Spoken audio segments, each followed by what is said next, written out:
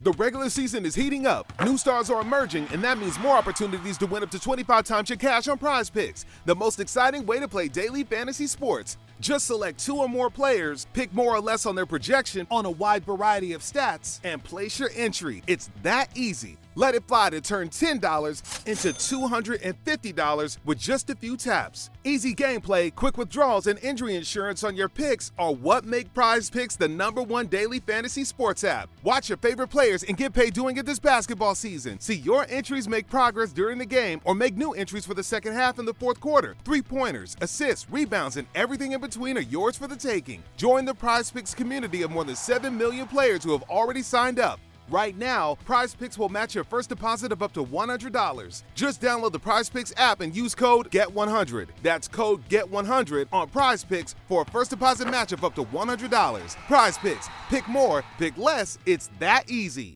So our podcast is called Right and Wrong. Are these your notes? These... Are these your notes about what we're going to say? Anything Nailed it. is the short answer. So how many novels did you not finish? Oh my God, so many. It was perfect. What's she talking about? This is nonsense. Ooh, a spicy question. I love it. This is it, guys. The big secret to getting published is you have to write a good book. You heard it here first.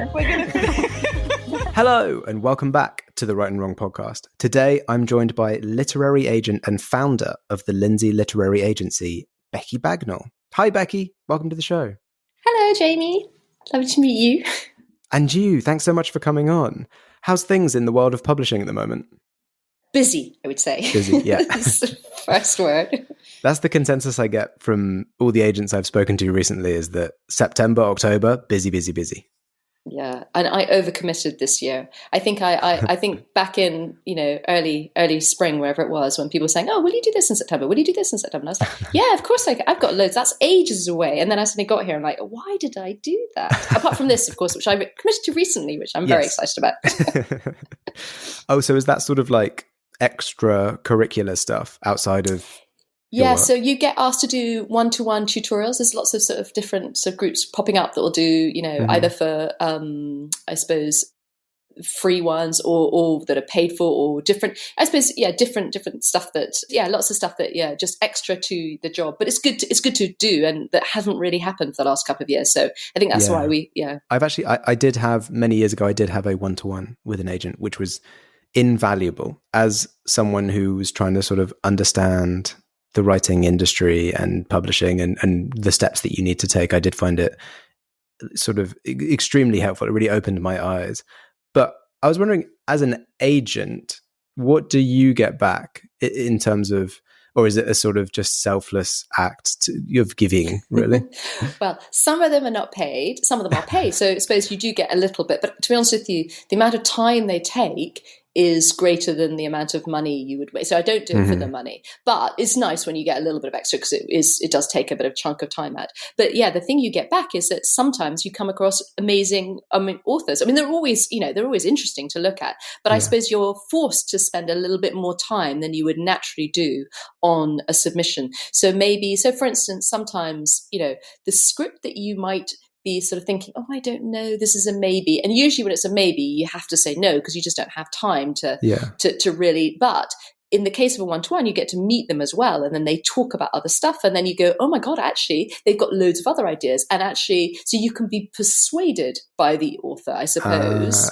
So maybe, and maybe you come across people that are super keen. Perhaps there is more. The person that really wants to do the one-to-ones cares more about their work, and therefore, I don't know. I suppose it's that it's another way of meeting people. So it just gives you that little bit more time, and perhaps you find. So I have come across people at conferences. So, I mean, when you look at all the different ways that you find authors to represent, you never know if it's going to be the person you sit next to on the bus, or if it's going to be the person in the one-to-one, or if it's going to be somebody in your submissions, it could be anywhere. So I think I think to be open to every opportunity as an agent is always useful. Yeah, that's interesting. So it can act as a sort of extended submission, as it were. Like it's just a more intense action on that. Yeah, absolutely. Oh, very cool. So let's talk about the agency, your agency, Lindsay Literary, founded in 2008. But am I right in thinking that you've been in publishing a long time before that? Yes, quite a while. So I first got into publishing when I was a student. I was at Trinity Dublin. So I'm from Northern Ireland. And then for some reason, my parents sent me to school in England. That's why I sound English, but I'm really not. I was going to say.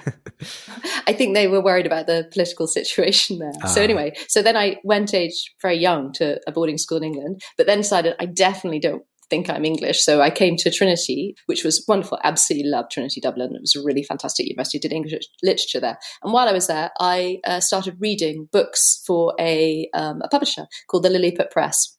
And so I became a kind of intern there, and they only paid me in books initially. And then eventually they gave me a job, which was great when I graduated. And then, yes, I worked there initially. And then I moved back to England, to London I did temping actually initially. I was, I think I was in the production department of Penguin.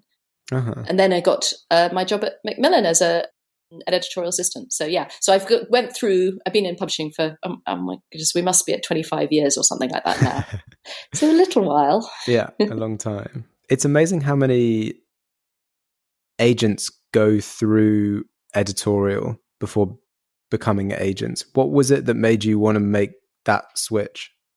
So I love being an editor, and I think that was something fantastic. But I'll be completely frank here. I had 2 children, or rather I had 1 child initially, which made it really difficult. I mean, financially, you're not paid very much in editorial. I think unlike sales and marketing, where you can be competitive across other industries, editorial is very specific to publishing. And I think it's still quite underpaid. And so what I found was, in order to have children and be an editor, it just wasn't, they didn't weigh up the childcare versus. And so I just thought, I can't justify this as a job where I earn nothing. So I just then went freelance, which was great for a little bit. But working freelance, you can't work on the books that you can't get paid, you can't commission. So so then I just thought, I know, I can be an agent. Having thought I knew what it meant to be an agent, this was 14 years ago. So I thought, having dealt with lots of agents and, having written contracts and et cetera, and worked with authors obviously all my life, I thought I knew what I was doing. But now when I look back, I realize I really didn't. I've learned a lot in 14 years, and I'm now a much better agent than I perhaps was at the beginning. I mean, I was always passionate, but, I think I've learned a lot along the way. Yeah. I mean, it must have helped, though, coming from the other side of the table, as it were. Yeah, definitely. Yeah. So you'd already had experience of what editors are looking for. So from the agent side, you could sort of angle your pitches more in a publisher leading way. Yes, I think all of that really helped. And also I think preparing the author and the manuscript and everything for publishing, I was very well set up for all of that. I think what I was surprised at, and I think the difficulty is that even when I absolutely love something, and I think, how could I not possibly sell it? Occasionally, it happens that you don't sell your passion projects. Whereas as an editor, you can always, you can at least try and buy the things that you're passionate about. Whereas actually, just that alone, it could be that it just, even though you find the perfect editor to sell something to who absolutely loves it, but then her sales team won't back them, or whatever, there may be just I think what I say is I think it's a Thomas Jefferson quote, is that the harder I work, the more luck I find I have. And that what I can extract from that is that you can work really hard, but occasionally luck also comes into it. There's you have to have, certain things have to fall into place. So you can be unlucky and also lucky. So, it's, I mean, when people say like you create your own luck, I picture it like, if you roll more dice, you have more chance of getting a 6. Absolutely. And I think that's the other thing with writing is that I have seen is that authors who keep working and maybe try something different, even though I would agree they've written something brilliant and maybe it didn't get across the line, the next thing, even though it might not feel as brilliant, it might be the one that gets across the line, which seems kind of contrary to all sort of, but then maybe you can come back to that original book. So that's, quite often the way, actually. Yeah, I mean, one of my favorite authors, who I probably talk about too much, is Brandon Sanderson, who his biggest sort of fantasy series I think was the first thing he wrote. He then wrote 12 more books, published, I think he published a different trilogy and then another standalone, and then eventually got to publish the first book he ever wrote. Did that become his biggest one? Sorry, I don't know his writing, so I'm sorry. Yeah, he's a US fantasy author, extremely prolific. He was in the news recently because he released, he'd written 4 books outside of his contracted books, which he kickstarted, and it became the biggest Kickstarter of all time. Wow. Okay. Yeah, to self-publish them.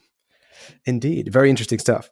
But yeah, you're so right in that it's good to just keep going and keep writing, because you never know which is the one that's gonna. Then it's not necessarily quality. Obviously matters, but it's not necessarily about the quality. So much of it comes down to zeitgeist, the timing, totally the right person, the right time. Yeah, that happens a lot.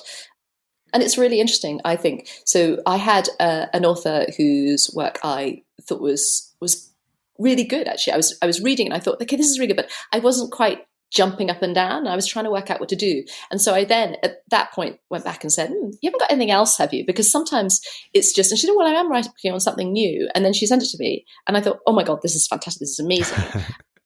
and yeah, it was just the difference between script. Well, she couldn't see the difference, that one was so much better. But I don't know it's really difficult to tell sort of what is it that, what takes it from being, yeah, this is really good, to this is amazing. Yeah. And actually that one I sadly didn't get to represent. So suddenly when lots of people were like, I know. So, these ones that there are the fish that get away as well, for an agent's perspective too. So, yeah, but it's really interesting, the difference between, and sometimes an author can't see themselves, or equal an agent can't necessarily know why one thing is suddenly really leaps off the page. But yeah, exactly. Some of these things are unquantifiable, like a sort of X factor, as it were. Definitely. So you represent children's books, picture books, all the way up to YA. Mm-hmm. Where do you think your main focus is, or are you really sort of spread across pretty evenly? So I would say it's quite even. I would say picture books I do really enjoy, but I find them much more difficult. You think they would be the easy thing, but they're really not. Oh. I think a lot of people think they can write picture books, but it's quite complicated and quite hard to see something really brilliant to really stand out. So I would say I feel less confident in that area, although I really love a good picture book. But I would say, young adult and middle grade is definitely my heartland. I think I've struggled to find things that funny, but when I do find a funny book, then it's so great. That's the thing that really opens children's worlds and allows them to sort of enjoy reading for the first time. And so actually, when I find something funny, I find I sell that immediately. And maybe it's because I've quite harsh on what is and what isn't funny. But so that's wonderful. I love a good fantasy. Philip Pullman. If I could find anything like that, that is absolutely. He's quite famous, I guess. Yeah, he's done quite well. He's sadly not one of my authors, but yeah, so that kind of, I would, that's, and then YA. I've sold a lot of YA. YA is coming back, which is great. So I've done a lot of YA recently, which is really, really exciting. So I was going to ask about that, because I've heard from lots of people that YA is growing quite rapidly in popularity at the moment. Yeah, it had a real dip. So I think around sort of Hunger Games time, it had a real high, and then for a number of years, it was kind of no one would virtually, it was so hard to launch any YA author. It was like, oh no. And actually, in a way, I didn't find, weirdly, during that period, I didn't find many people that I thought. I've got some that I've obviously represented throughout the time. They were kept writing, which is great. But I just wasn't finding it in all the different various places that you look for new authors. But I just suddenly, interestingly, 2 authors I've sold recently, both LGBT plus. And I remember at the time thinking, oh my God, this is brilliant. And then I found another one. I was like, oh, this one is amazing. And I thought, can I represent 2 that are, they were totally different scripts, but I thought this is both at the same time. They're both coming from a similar kind of background. Is this a mistake? And I thought, no, I love them both. Sod it. I'm just and I've just sold both of them really, really well. So actually, that was quite exciting. In that, and both YA, which you absolutely couldn't have done, 5 years ago. So do you think it was a saturation thing, or do you think it was? My theory would be that YA sort of got lumped into a certain category where it was either vampires or sort of it was either Hunger Games or it was vampires, and people struggled to see past that. I wonder if it's a combination of two things. I think it's because TikTok has brought back reading. I think that is hugely influential. I think people, and I think maybe after the lockdown, maybe people have done too much social media. So therefore books is a real escape. I think, and I think different things have brought it round, and also Netflix. I think because there are, and all online streamers, but in they are looking for content. They are desperate for content to feed to, and books is a really good place to start, and where they can see that it's already working. So they are looking to the book market to provide that content. So I would say it's the double whammy of those two things. So there's a interest in books again and reading again. I think TikTok, and I think also that film. I've sold many more film options as well, so I think that's that interest is there, and therefore publishers are more interested, and then obviously they sell way more books if a film gets made or a TV series. So I think there's all of those things going on. When you sell the book rights, do you often also sell the film rights to this? Is it sort of a package thing? No, well, I'd never sell my film rights to the publisher because I don't think that the publisher has any better ability to sell the film rights than I do. And why would I give them a cut of that? They will do really well anyway. So I think, and equally, if they happen to talk to any film people, they just say, where are the rights? And then they come to me. So it's not, there's nothing, there's no barrier between me and the selling the film rights. So I would always try and keep the film rights back for an author in order to sell those separately. And although sometimes we sell them at the same time as I sell to a publisher, but usually it happens a little bit later because normally we may want to work on the script a little bit more, and it just takes a bit of time for the film world to sort of wake up. So quite often when it gets announced, a book gets announced in the book trade that I've sold, then I will suddenly get lots of interest from more, film scouts and different people looking for content. And I will have already submitted to various places, but somehow the announcement then can spur things on. Or there's all sorts of different, again, a bit like how you find your agent, how you find your film deal. There's lots of different entry points and different ways of meeting and things happening. Yeah, and I'm very aware that lots of book rights for films and television, especially from debut novelists, get bought up and then sit in the sort of shelf in the back room in the warehouse of the film studio and take many years to get made. Yeah, absolutely. It's usually on an option. One in 10 books optioned gets made. Wow. So if you get the option, you've got a foot in the door.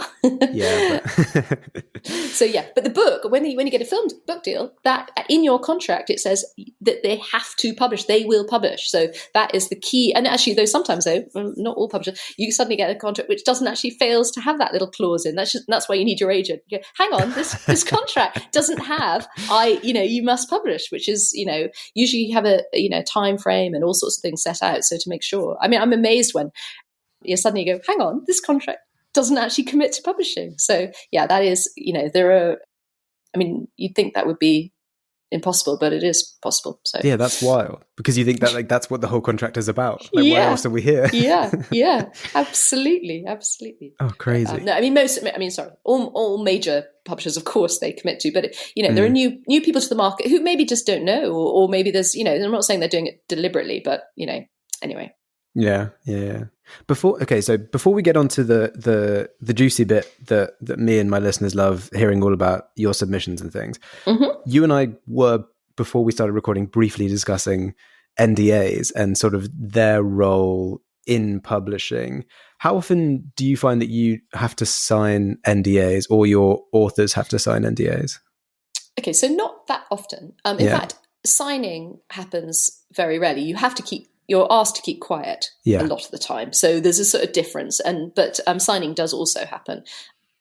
But I would say that it is frustrating, because occasionally, so I was going to tell you this story, which is that a publisher who said, can you please not talk about your book on social media? And I had already just said, but you've got the cover of this book up on Amazon. I think they maybe don't realize. I wasn't quite sure what it, so occasionally that can feel frustrating for the author. You're like, well, hang on a second. But I think they maybe didn't know. I don't know what happened in that particular instance. But it is frustrating because, you're told to hold on. And I can see the timing of definitely covers and different things like that. Yeah. Getting all that, it does help to have a sort of, have a plan and to try and come up together. So, and then also it's frustrating, for instance, when there is a film option and that this would mean we could sell in more territories or we could do different things, but we're not allowed to talk about it. So it's, you go round and round circles, go, oh, if we could do this, this would really help you and it would help us. And, but, it's one of those things. Yeah, it is what it is. It's a funny old world, the sort of weird grey line between NDA or just being asked not to publish something and the marketing team's like, no, this will be better and this, that, the other. And I know so many writers and my friends who are authors who get news maybe 3 to 6 months before they're allowed to talk about said news. So you see lots of author feeds where they're like, I have exciting news that I can't tell you. That happens so much. Yeah. But anyway, yeah, it's just part of the, just try not to. And then you realize actually it quite often comes out, as I say, another way. So.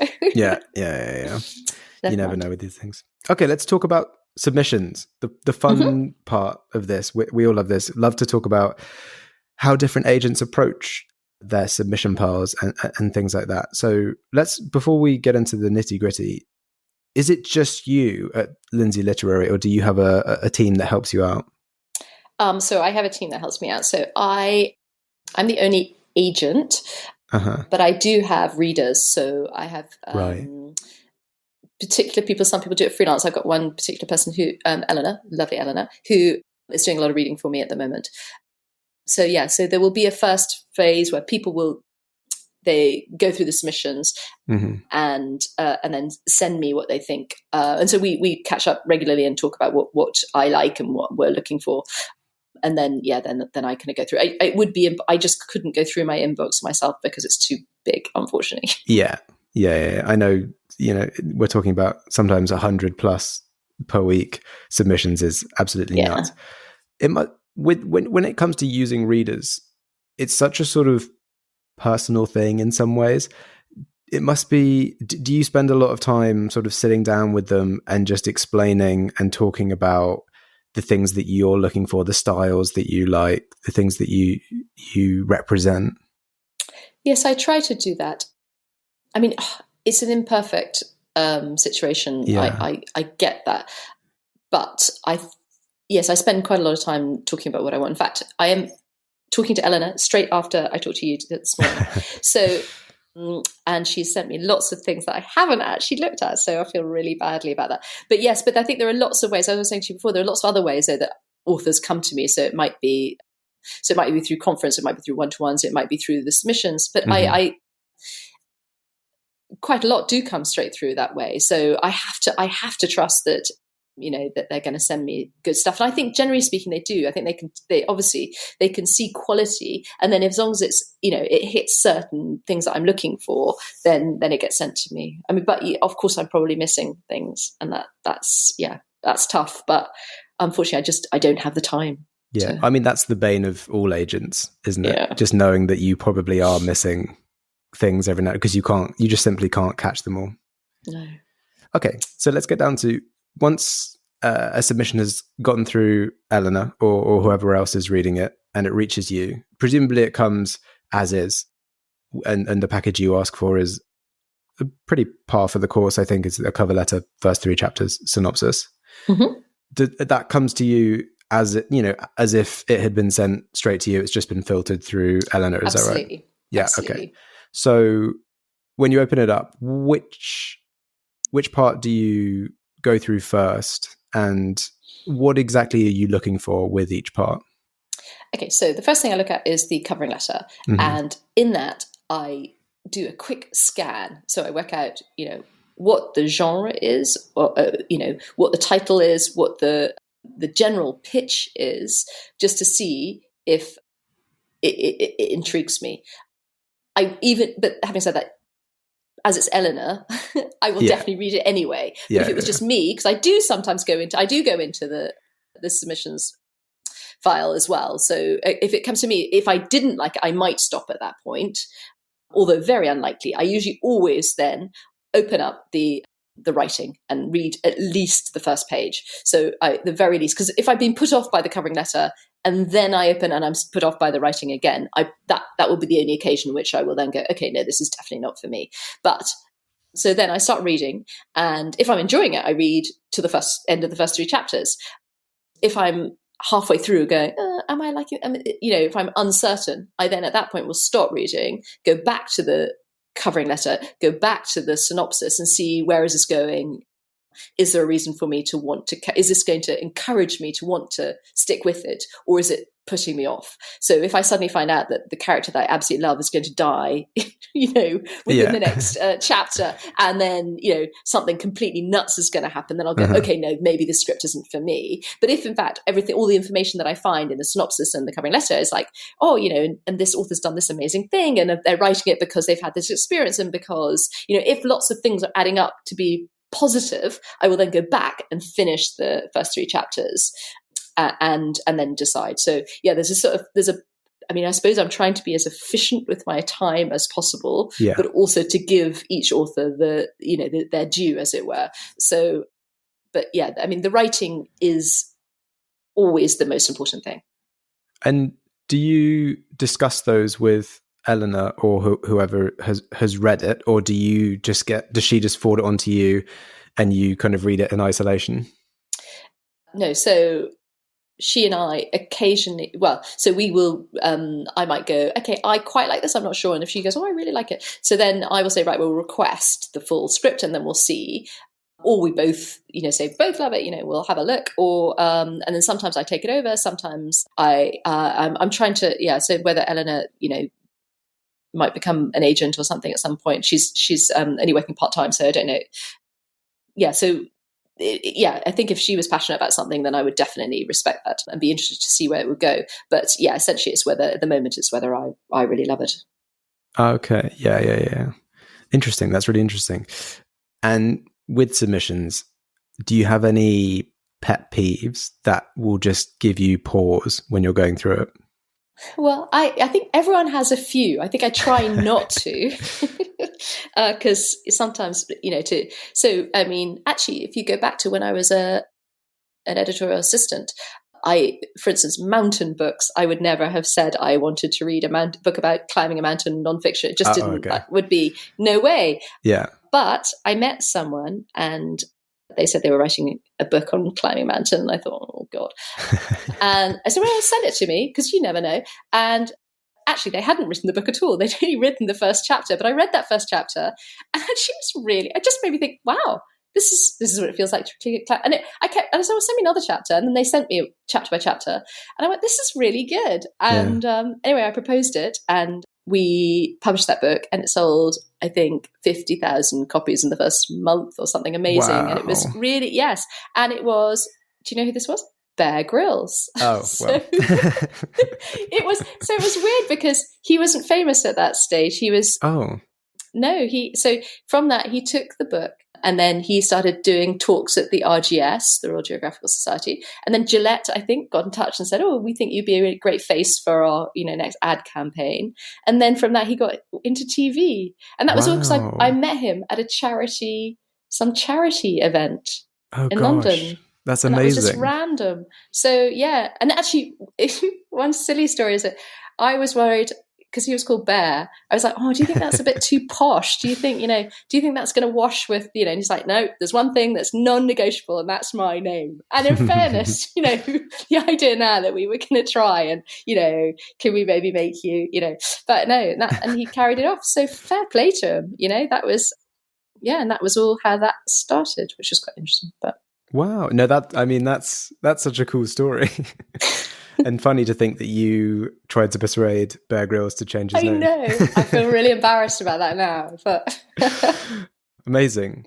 So, rounding this off before we move on to the much dreaded final question, it is September. No, it's not. It's October. It's October 2022. Gosh, time flies. You are open to submissions. Mm-hmm. What are you hoping to add to your list in the upcoming future? Well, I am looking for a big fantasy. I haven't represented a big fantasy for a while, so I would love a kind of middle grade fantasy. But I mean, I always say what I would love, and then I pick up something completely different. But yeah, and maybe a fantasy with a love story, great world building. Mm-hmm. I don't know. I mean that, but then I also love funny, and I love all sorts of different things. So I think it's I suppose it's just that unique, different. Bringing something new to the table. Yeah. But going with all the old classics. Yeah. It's funny how often agents come on and I ask them a question and they say, oh yeah, I'd like this, and this. But also whenever I say something I like, I usually end up picking up a ton of things that are nothing to do with the thing I asked for. Yeah.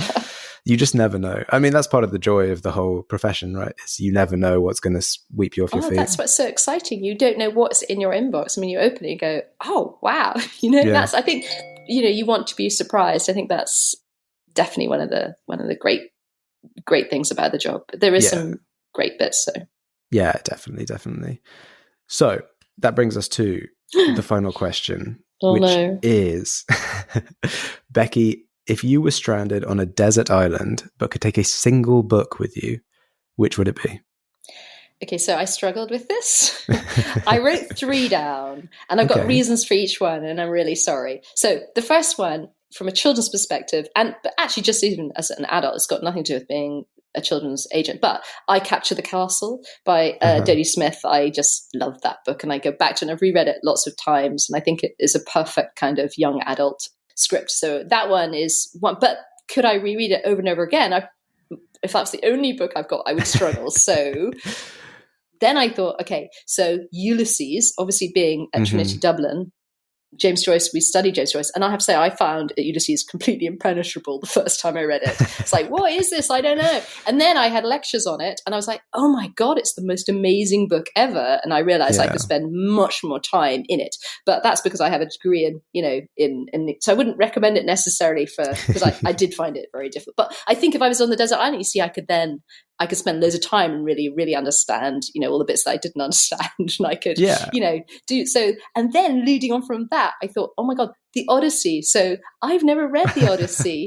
And I was thinking, and Greek myths, I absolutely love, like Madeline Miller, all the new ones that are coming through and the real are amazing.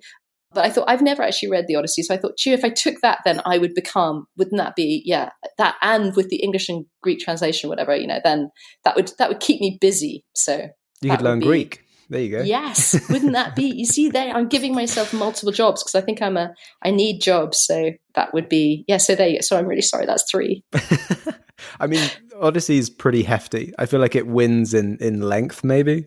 Yeah, that's why you couldn't have like short. I mean, if you're stuck, if you've only got one. Yeah. So have you read it? I mean, I've not, no. The Odyssey's got to be one of those books where I think so many readers it's on the to be read list, but it's the book that always is the bottom of the to be read list. I've got to at some point. I feel really, I obviously read bits of, and I feel like I know it, but I obviously don't because I have never read it. So I think that's always the good thing about serious readers is that they admit very freely when they haven't done something. And I feel this is a big gap, perhaps. So. Yes, I own a lot of books that I consider myself should have read. And I see them every now and again, and I'm like, oh yeah, I'm reading that next. I'm reading that next, and then obviously the shiny new thing comes out. I have to buy it immediately and read it. So, I'm. Although one tip, I have become obsessed with Audible. So, audiobooks. So as well, I've realized I've now tripled my reading capacity. So in all those moments in between when you couldn't possibly be reading, like when you're driving or walking or anything else, I'm listening, and I'm going through all the classics. So I have gone through the entire of Trollope. Hang on, George Eliot. Dickens, you name it, anything I thought I ought to have read, but I am whipping through. You see, this is what you can do with audio. You can really find those hours where you couldn't read, you now can read. So, when you're doing something that's sort of mundane that you need to do anyway as well. Yeah, like cooking. So a lot of cooking, as long as you know, that's as long as you know what you're cooking, otherwise it goes very wrong. I've tried to do that, I listened. I did some classics on Audible. Actually, I did The Picture of Dorian Gray on there. I love that book. I loved it too. And after I read/listened to the book when I was in my mid-20s, and I was so glad that I didn't study it at school because I feel like it would have killed it for me. Yeah, definitely. Yeah. I didn't study that either. But I did read that when I was quite young, and oh my God, it's one that's really stuck. In fact, I met someone once who called their child Dorian. I don't know if I do that. I know, they had never read the book, and I was thinking, not such a good choice, perhaps. Yeah, like all those parents that called their daughters Daenerys when Game of Thrones was big. That's funny. Oh my God, but we could talk all day. I've got to wrap this up at some point. Yes, right. Quick, sorry, I've talked too much. No, that was great. If I had to press you to pick one of those 3 books, which would it be? Okay, well, because I haven't read the Odyssey, I think I can't pick that because people do. So people go for the ones they haven't read. Yeah, the brave ones. Okay, well, I'm going to pick the Odyssey then. Let's go. I'm going to pick the Odyssey. Yay. Okay. That's great. I mean, I feel like when it comes to something as sort of with the legacy of that book, you know that there's going to be something good in there. Oh, you're going to have to, yeah. But then maybe that's why I'm an agent, because I'm always looking for the new, even though that's so old. But in the sense it's something that I haven't yet read, so I'm always what's around the corner, what could be better, what could be, and that's that inquisitive sort of part of my. Although, yeah. Be careful what you wish for, I guess. But I know it's going to be a hard one, but luckily I'm stuck on a desert island, so I've got nothing else to do. So. There you go, easy peasy. I bet also reading something like that, you would, as you read through it, you go, wow, I've read so many books, seen so many movies, which like almost mirror all these stories and it's that the other. Well, great choice. And thank you so much, Becky, for coming on the podcast and sharing your experiences and talking about publishing and everything that you're up to. It's been really, really interesting meeting you and chatting with you. Thank you. It's been a real pleasure to be asked onto this podcast. Really kind and interesting chatting to you. So thank you so much. Oh, thank you. And to anyone listening, if you want to keep up with what Lindsay's doing, you can follow her on Twitter at what Lindsay's doing, what Becky's doing. You can follow her on Twitter at Lindsay Lit. That's Lindsay with an A. And if you're thinking of submitting to Becky, definitely head over to the website www.lindsayliteraryagency.co.uk to find out more about the specifics and requirements of submitting. To make sure you don't miss an episode of this podcast, follow us on Twitter at Right and Wrong UK and on Instagram and TikTok at Right and Wrong Podcast. Thanks again to Becky and thanks to everyone listening. We'll catch you on the next episode. Thanks for hanging around until the end. If you're interested in starting your own podcast but aren't really sure what that looks like, I can't recommend Zencastr enough. It's so simple to host, record, and download your podcast with, and it even has a built-in transcription AI. It functions entirely in the internet browser, which means all your guests have to do is click on a link and they'll be brought into the conversation. If you click on the link in the description, you'll get 30% off the first 3 months. All you have to do is click on the link in the description. Thanks again for supporting the show, and we'll see you in the next episode.